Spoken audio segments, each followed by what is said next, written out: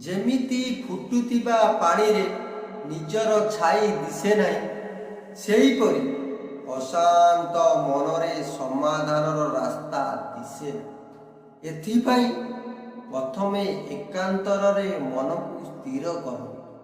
ସବୁ ସମସ୍ୟାର ସମାଧାନ ମିଳେ।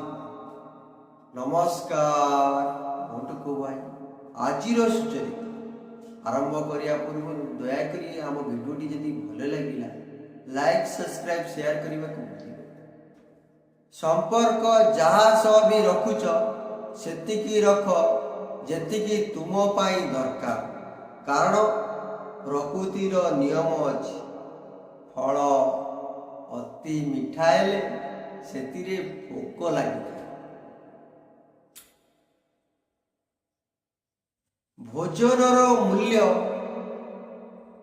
ଭୋକରେ ଥିବା ବ୍ୟକ୍ତି ବୁଝିଥାଏ ଏବଂ ଈଶ୍ୱରର ମୂଲ୍ୟ ଦୁଃଖ ସମୟରେ ଜଣା ପଡ଼ିଥାଏ।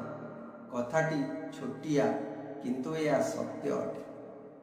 ପାରୁଛ ଯଦି କାହାକୁ ସତ କହି ଧୋକା ଦେବ, କିନ୍ତୁ ମିଛ କହି କାହାକୁ ଆଶା ଦେବା ବା ବିଶ୍ୱାସ ଭାବିବା ଠିକ୍ ନୁହେଁ। ଜୟ ଜଗନ୍ନାଥ। ଆପଣଙ୍କର ଦିନଟି ମଙ୍ଗଳମୟ।